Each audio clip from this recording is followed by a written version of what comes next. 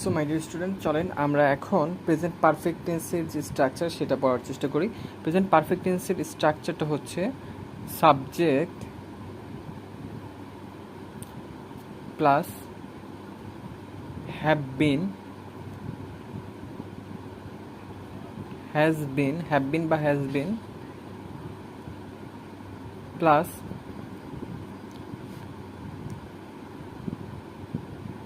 ভার্বের বেস ফর্মের সাথে আইএনজি যুক্ত রূপ। ভার্বের base form plus ING,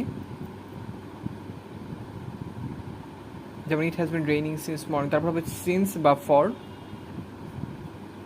plus object. Since বা ফর প্লাস হবে কি বলেন তো? সিন্স বা ফর প্লাস অবজেক্ট। আপনারা কি বুঝতে পারছেন আমার কথা? দেখেন তো, লেখা বোঝা যায়? আই থিঙ্ক বোঝা যাচ্ছে। সেখানে আমরা যদি একটা এক্সাম্পল লিখি, কারণ আমরা প্রায় একটা সেন্টেন্স বেশি পরীক্ষাতে আসতে দেখি যে it has been raining since morning. যদি আসে it has been raining since morning, এটা কোন ধরনের টেন্স? এটা হবে present perfect continuous tense. It has been raining it has been raining since morning. It has been raining since morning. দেখেন তো আমাদের স্ট্রাকচারের সাথে মিলল কিনা।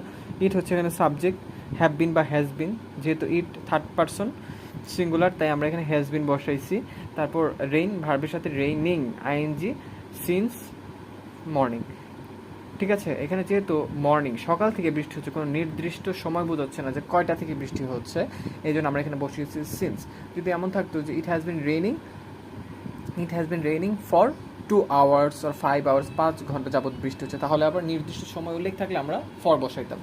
আচ্ছা, সো চলেন আমরা যেহেতু প্রেজেন্টটা পড়ে ফেলেছি তাহলে আমাদের কিন্তু অনেকটাই শেষ। এখন আমরা পাস্ট টেন্সে চলে যাই।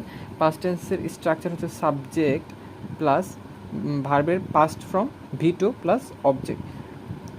এটা একটা এক্সাম্পল যদি লিখি, যেমন গোয়ের পাস্ট ফর্ম হচ্ছে ওয়েন্ট, তাহলে হবে আই ওয়েন্ট টু স্কুল। আমি স্কুলে গিয়েছিলাম। তারপরে ধরুন আমি যদি বলতে চাই আমি নদীতে সাঁতার কেটেছিলাম, তাহলে I swamp in the pond. SWAM, I swamp in the river or in the pond, right. এখানে সোয়ামটা হচ্ছে V2 ভার্বের পাস্ট ফর্মে আছে। এখন পাস্ট কন্টিনিউয়াসের স্ট্রাকচারটা কি my dear student? Subject plus was বা ওয়ার প্লাস ভার্বের বেস ফর্মের সাথে আইএনজি প্লাস অবজেক্ট। ঠিক আছে, বুঝতে পারলাম? ওকে,